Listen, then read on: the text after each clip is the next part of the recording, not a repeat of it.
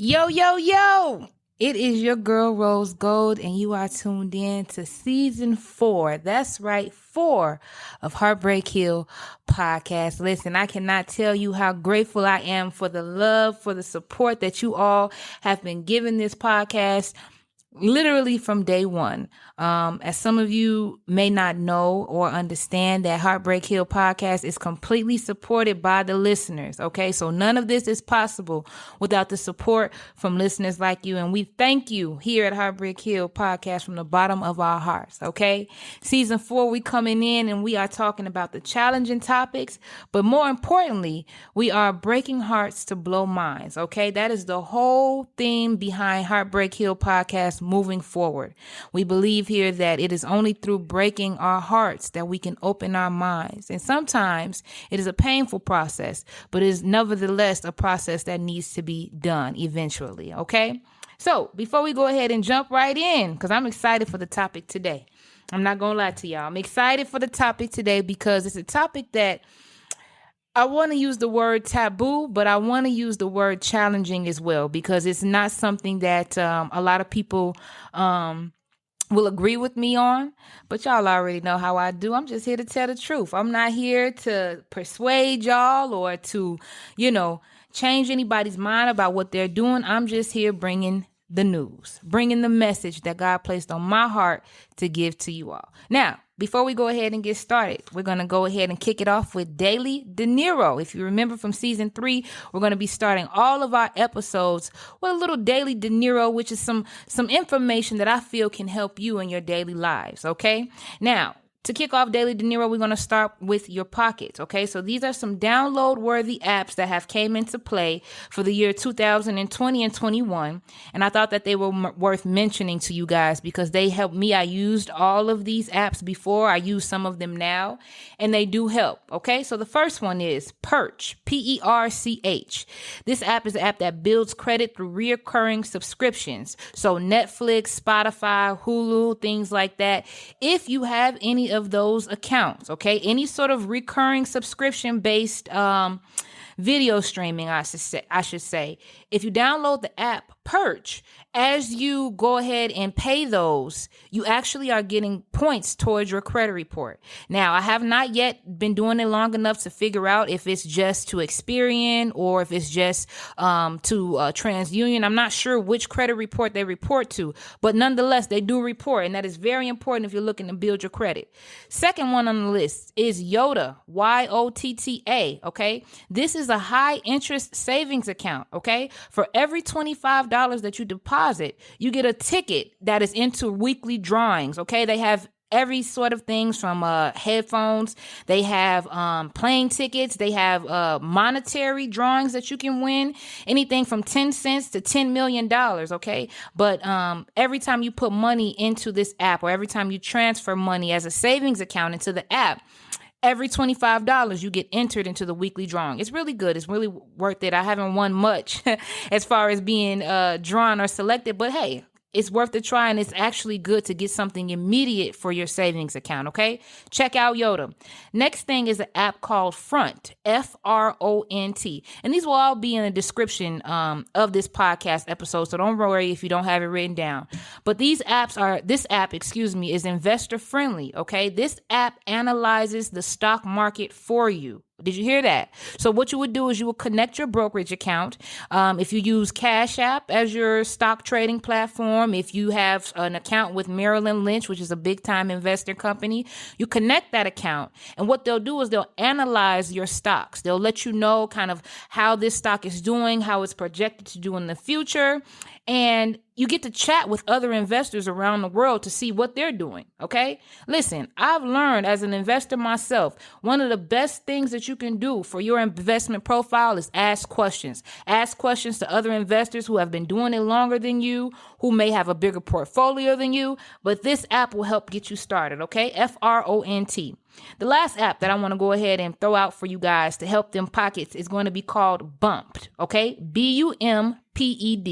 And what you do is that you get fractions of companies every time you spend with them.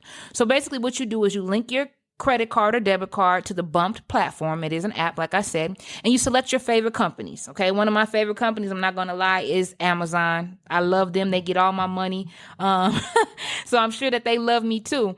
But you connect that, and then every time you spend, you can either let your stocks grow, or you can sell the stocks after they get bumped into your account. So essentially, when you spend with these companies that you love so much, you're actually buying some stock from them at the same exact time. Now, stuff like that is unheard of in our age, but it is definitely something that if you want to work harder and work smarter and not harder with your investments, bumped is definitely the way to go. Okay. Now, as we're done with the apps this fall, I want you guys to kind of focus on your skin routine, but also focus on your stress triggers, okay? There was a 2016 study that just was published. It is a study that was based in Korea, and it found that stress can be linked to eczema, okay? So I see, we got all these beauty products, all these different types of things that are being, we have all these different skin routines that we use to try to cure our eczema or to try to basically make our eczema better if you have it. But this study found that there are proteins called cytokines and hormones called cortisol and epinephrine, and they cause inflammatory responses during stress. Notably, these are the same hormones that are triggered for those who have very bad eczema. So maybe try to do a refresh this fall and this winter. Instead of trying to focus directly on your skin, I want you guys to pay close attention to your stress levels if eczema is a problem for you. Okay? Now, lastly, before I go ahead and jump right into the episode, I want you guys to take a look at our sponsored websites for this episode, rosegoldlenses.com. Okay, you can get candles, scented candles, sea moss gel, and right now they're having a sale for up to 50% off. Our second sponsor I'm going to call out is safeandchic.com. This is an organic and cruelty-free skin and hair product company. Okay, if you click the link on rosegoldlenses.com, there's a link there that will bring you directly to the safeandchic.com website. Really great products. If you guys know, I'm not a makeup wearer. I love lipstick, but they have really good products. Okay, so be sure to check them out. If you go ahead and you click the link on rosegoldlenses.com, you actually will get free shipping on your first item. Okay, so you guys make sure you go ahead and do that. I cannot let Daily De Niro be over without sharing to you guys what I'm reading this month. Okay, so we're introducing a new thing for the podcast, which is every month. So I'm going to be, releasing episodes on a weekly basis now. But every month, I'm going to come to you guys with a book that I am enjoying. And for the month of October, the book that I am enjoying is called The Power of Positive Thinking. And it is by Norman Vincent Peale. I hope I'm pronouncing your name right, brother. But it is an excellent book, okay? It is the power of positive thinking and renewing your mind.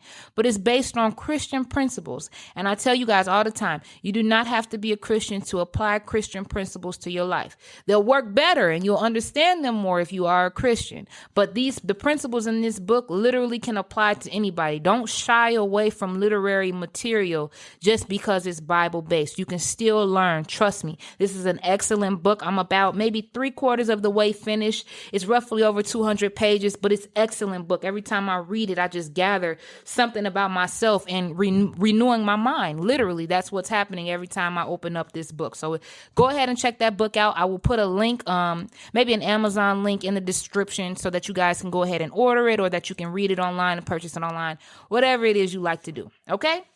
Now, without further ado, we're going to go ahead and get into today's topic. All right. If you are watching us, and if you're listening to us and watching us, we are live, heartbreakhillpodcast.com. Otherwise, you can catch us on Instagram right now, as well as Facebook Live. Otherwise, if you're not catching us live, all of these episodes will be available on our website, heartbreakhillpodcast.com. Also, Apple Podcasts, Pandora, iTunes, anywhere that you get your podcasts, we are going to be there. You'll be able to hear it. So don't worry if you're not catching us live. Now, the episode for today is called The Lies of Polygamy. Okay? The Lies of Polygamy. All right? Now, when I say the lies of polygamy, that is exactly what I mean. And I say lie because everybody who talks about polygamy nowadays, even if you see it on social media, if you're on Twitter or Instagram or anything like that, you get painted this picture that polygamy is this arrangement where there are usually, and it could be a lot of different ways, but usually when people are talking about polygamy in our Western society in the U.S., they are talking about having more than one wife and one husband under the same household. And the real end, or the picture that is painted on social media, or the picture that is painted in the media regardless, is that if you can have two women that get along and you guys can combine your resources together, and as long as the man is playing his role and he's providing and he's making sure that everybody is taken care of, that it will work. And that polygamy is the answer to cheating, and that it is the answer to infidelity, and that it is the answer to a stronger, faster society, and that it will somehow bring our nation to a better place. And I'm here to tell you guys that that is an absolute lie. Okay? I'm going to look in each camera. I'm looking at about 3 cameras right now, and I want to look into all of them and let you guys know that that is an utterly incomplete lie. Okay? And I'm going to break it down. Y'all know I don't just like saying things without backing it up. So here it is. Okay?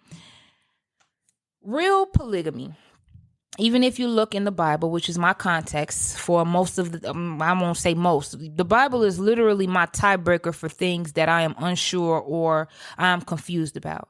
And the reason why the Bible is my tiebreaker, or it is my end all be on decision for things that I'm confused about, is because the Bible never changes. Okay.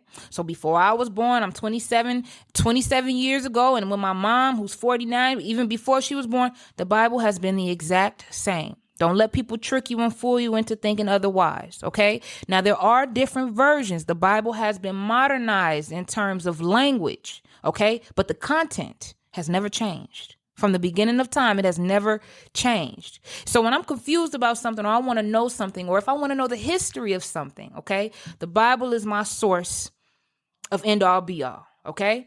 And I point this out to you guys because there was a point in time in the Bible, especially if you read the Old Testament, where polygamy was a good idea. There was a point in time where our society needed polygamy in order to function on a new age level. Okay. So what that means is that there was a point in time where a man was allowed to have more than one wife for the economic and familial structure of kingdoms. Okay. There was a point in time where one man could have maybe 50 or maybe even 100 wives. I think King Solomon had over 100 different wives. If you look at King David, all of these great men of God, okay, there was at one point where multiple wives was the thing to do. And it was for multiple reasons back then. I kind of already hinted toward them, economy wise, financially, even the start of civilization. There were times where multiple wives was the way to go. Okay. As we switch over into the New Testament and into the new doctrine, okay, we get new ideas about what marriage is, and we get new ideas for the roles of the husband and wives inside of a marriage. So that's the first lie that people are being told about polygamy. Okay. Real, true polygamy, okay, requires marriage. And people can argue and say that, we're married once we have sex. The Bible does not say that. Okay. You are not married once you have sex. You are married when you have presented that certificate before 2 witnesses and a judge. Okay. Now, if you don't live in the United States, maybe that's something different for where you are. But here in the 50 states of the United States of America, no marriage is real unless it is put on paper. Please understand that. Okay. So right away, we can say, and we know that the stuff that a lot of social media people are talking about, and a lot of the memes that you see referring to polygamy, it's not real polygamy. It's called an extended threesome or foursome or whatever you want to call it, because until it's on paper, it's not real. And this is marriage that I'm talking about here, okay? Please understand that. If you get a job and they don't have a job offer for you and they just tell you that you're working for them, that's not a real job. And the same goes for marriage. So I first just want to really make that point clear. Real, true polygamy includes marriage. Marriage by certificate and recognition by the court and judicial system, okay? That's first and foremost. Here in the United States, polygamy is illegal. People do it. I know people, and especially when you go to places that, have different cults and things like that in the U.S., they are married to more than one wife. But I'm telling you what, if you get caught of bigotry in the United States, you go right to the federal penitentiary. Okay. And bigotry is just a term for a man that has more than one wife. Okay. And in saying that, I want to go ahead and explain that polygamy can be one man and many wives. It can also be, when a man dies and then the brother marries his wife, things like that. That's also another form of polygamy. Sometimes when you get to more remote areas of civilization, you have a wife that has more than one husband. These are all different forms of polygamy. Nonetheless, okay, it is not real polygamy if you are not married. Please understand that, okay? Now, the reason why I wanted to kind of use the Bible for a basis is because when you go into the new covenant, okay, and that's the New Testament, when Christ came and died for our sins, a lot of people, are confused about the fact that says that, Jesus Christ is a man. How can you praise a man? No. It was a man's body that was used. Don't ever get that confused or mixed up. You can DM me or write me or email me and we could talk more about this. But you got to get your mind out of the man. The man was the body. That's it. God came down in human form so that he can be able to relate to us in human form. Okay. So when people say, Christians, they praise a man instead of God, that's not true. Okay. Christians believe in one God that comes in three different forms: the Father, the Son, who is Jesus Christ, and the Holy Spirit, which is what is here with us today. Some people may call that their conscience. Okay. Now, when Christ came and he died for our sins, he gave commands for marriage. Okay. Mind you, polygamy from the very beginning of time was based on marriage. It wasn't based on anything else. There may have been other gains and other motives, like I mentioned, financial gains and resources being under one roof. Those are all of the things that may have been the outcome. But the basis for real polygamy has always been marriage. When that new covenant came, okay, there were very specific roles that a husband and wife have to play in order for a marriage to work. Okay, very specific roles. And I'm telling you, friends, that it is impossible. And I don't even like that word because I don't really feel like anything is impossible. But I'm telling you right now, it is impossible to give your utmost in a relationship that has more than one person. Somebody will always be neglected. Do you understand what I'm saying by that? Even when you go to places, I have a friend in Ghana, and she's married to a Nigerian man, and there are certain places in Nigeria that believe in polygamy still. They still practice it. And, a lot of the laws over there is that, you can have more than one wife as long as you can take care of them. Islam is also like that. I was, a lot of you, just a quick backstory. I practiced I practiced Islam for over a year. Okay. And the Quran is very clear. You can have more than one wife as long as you can take care of them all. Okay. But here's the problem. When you have a man and he is planting his seeds in more than one woman, I'm talking about sex and children now. When you have a man that is doing that, somebody always gets neglected.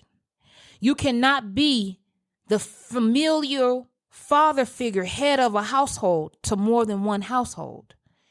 It is impossible to do. You cannot come to my house and lay down the law and give me money and give me discipline, and then the next day go to somebody else's house, because guess what? Somebody will always be left behind. So even if you are a Superman and you got stamina and you can screw every woman that you consider to be your wife and you can make children and you have all of the money, you will still be unable to fulfill your rightful head of the household role, because you cannot be more than one place at a time. Another thing that I want you guys to know, any man, please listen with both ears when I say what I'm about to say, because I know it's going to ruffle some feathers. Any man that is entertaining or that is involved with more than one woman eventually becomes one. And I'm not talking in terms of homosexuality. I'm talking in terms of his mannerisms, the way that he thinks, the way that he behaves, the way that his emotions are carried.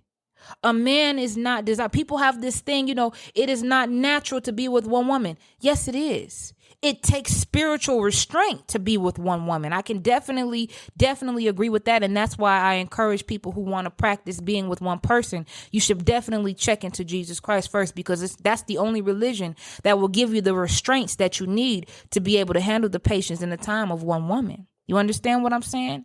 But the overflow is that a man is under the mercy and the influence of the woman in his life when he really loves her. A woman has a lot of influence in a man's life. And when you have a man that wants to have multiple women, he can't help it. If you don't believe me, I want you to look at when pimping was in its most thriving point in the 60s and 70s. Okay? You can argue with me all of you want that, the bell bottoms and the high heels and the button ups and the crimps and the curls and all of that was part of the fashion.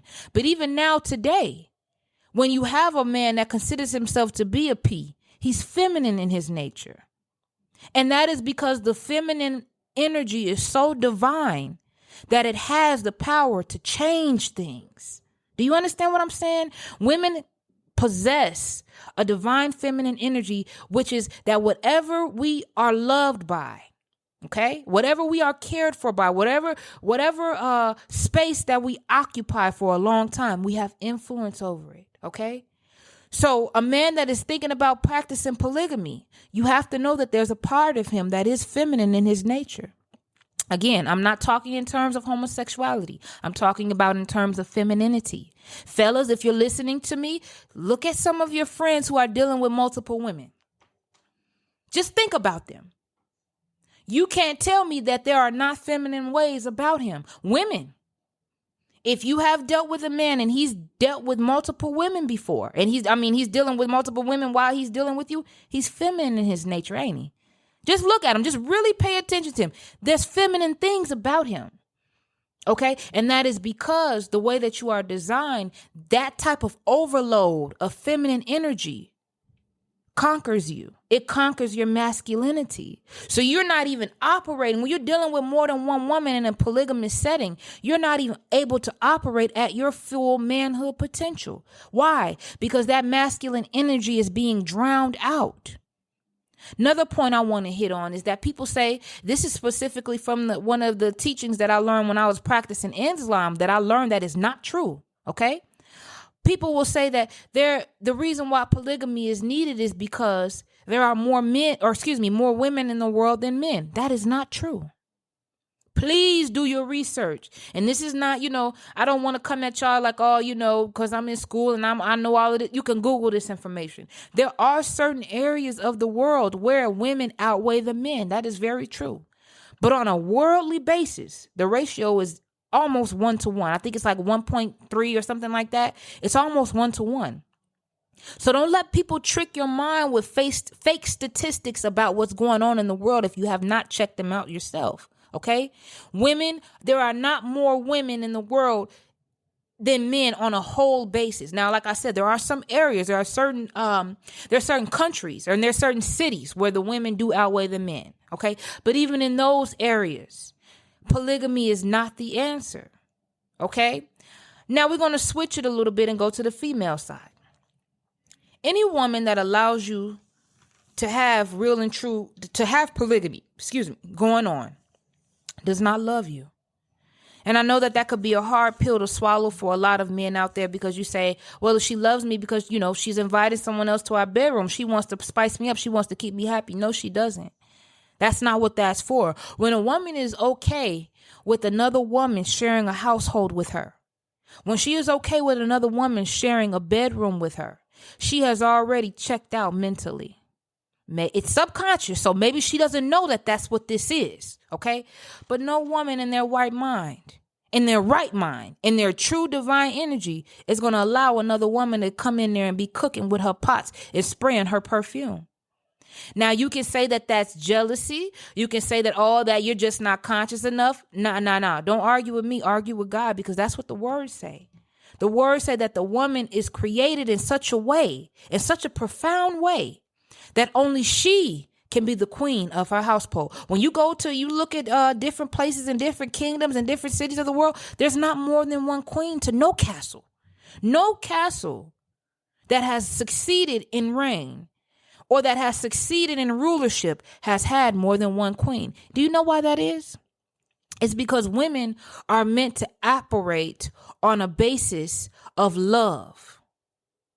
Do you understand what I mean by that? Women are designed to operate on love. Now, if you want to know what love is, it's an action word. Read Corinthians chapter 13. That tells you exactly what love is because it's a verb. Women operate on that. A woman can't operate at her full function in a relationship, I'm saying in a marriage, without being loved. And if you read that chapter of the Bible, 1 Corinthians chapter 13, it is impossible to do that to more than one woman. Do you know how difficult it is to please one woman? Do you know how difficult it is? And I'm a woman saying this. Do you know how difficult it is to love more than one woman? To love one woman alone. It's very difficult. Because I'm gonna tell you what we women do. Once you do one thing that we like, so I might tell my husband, I might say, honey, I like it. You upset me when you talk to me like that. Don't talk to me like that. So he'll stop talking to me like that. And then I'll get an idea. Well, honey, I don't like when you dress like that. Can you dress a little different?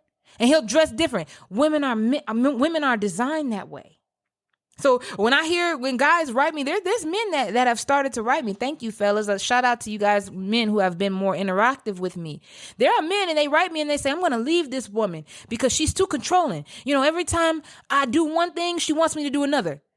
Trust, all women are like that to some degree. It may not be that extreme, but all women are hard to please. That's why it's not your job to please a woman. You do what that Bible say when it comes to your wife and you love her. And in doing so, you please God and you let her operate. And of course, you do the things that she likes. If you love her, you want to make sure that she's pleased. So I'm not saying don't please her, but it's impossible.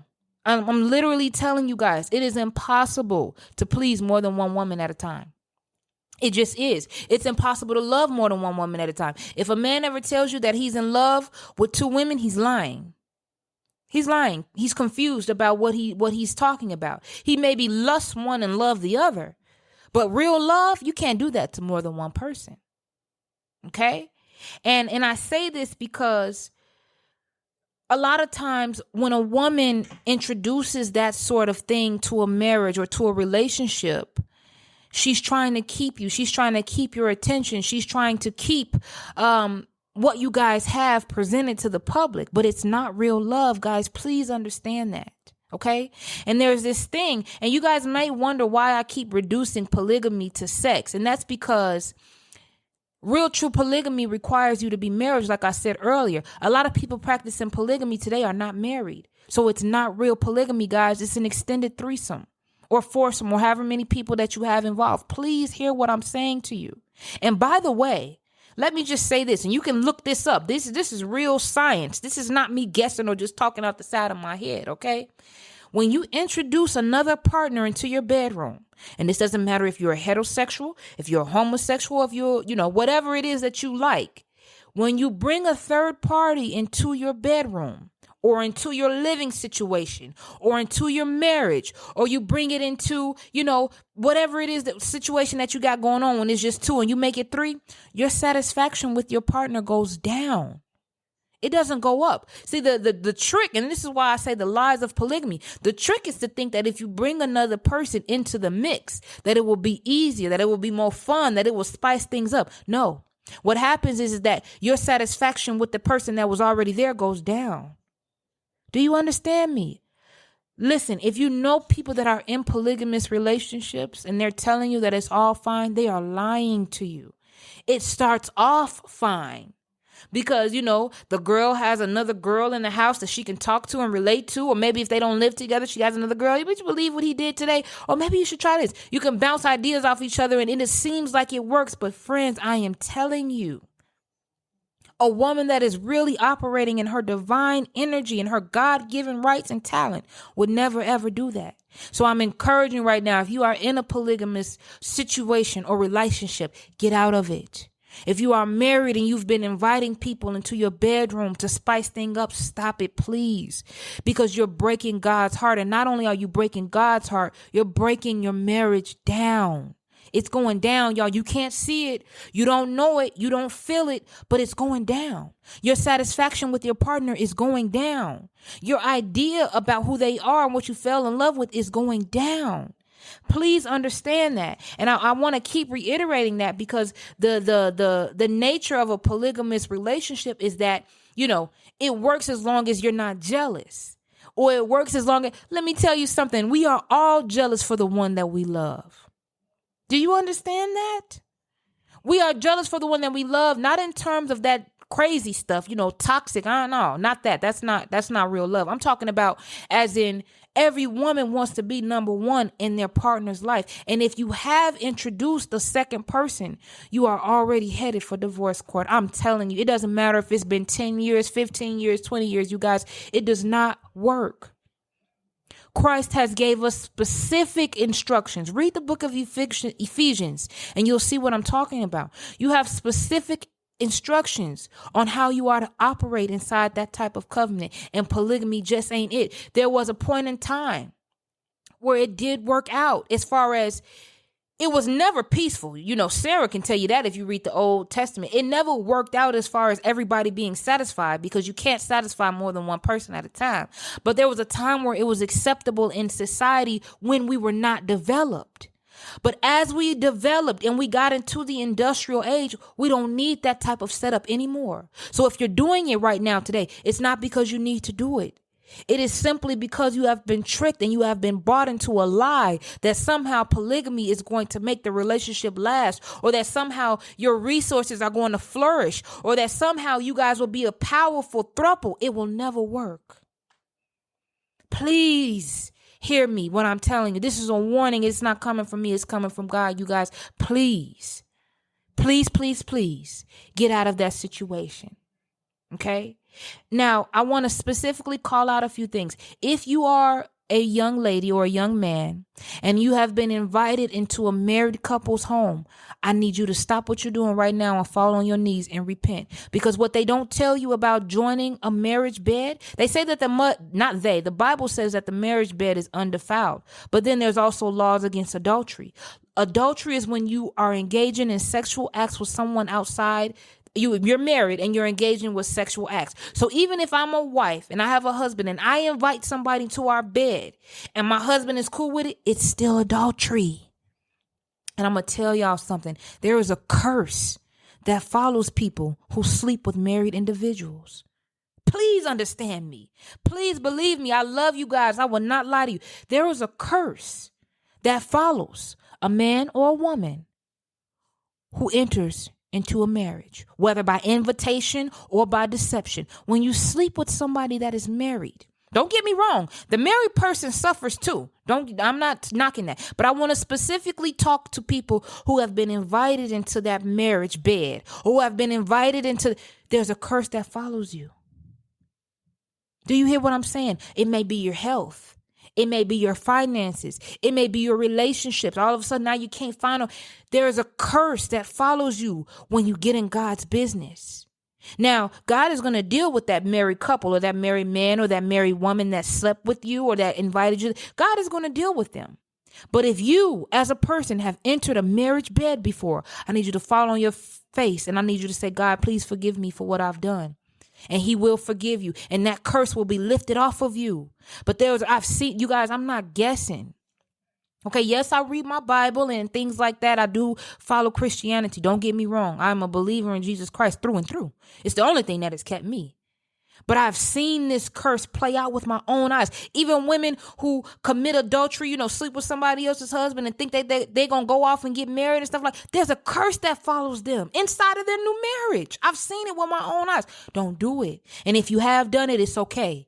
You can fall to your face. You can fall on your knees before the Father and tell him that you are sorry and to forgive you for those sins. But stop doing it right now. Get that curse up off of you. Shake that off. Shake that off your shoulders because it's a serious thing. It is a very serious thing. Okay? Now, there are certain areas in the world. I'm going to go ahead and wrap it up because I'm over my 30 minutes that I've paid for or that you guys have helped me pay for. So I'm going to go ahead and wrap it up. But there are certain places in the world, and I just want to leave you with this thought. Okay? There are certain places in the world that still practice polygamy.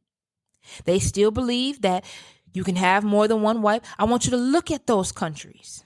Look at those countries in the world. A lot of them are, in different places. I don't like when people just talk about Africa when it comes to polygamy, because that's not the only nation that practices it. Look into the nations of the world that still practice polygamy. Their economic structure is failing. Their children are being brutalized. Okay, they're working, their school systems are down. Their infrastructure is down. Their natural resources are being stolen right from up under them. Do you know why that is? Do you know why that is? That nations who still practice polygamy cannot elevate? It's because a nation that does not honor the woman.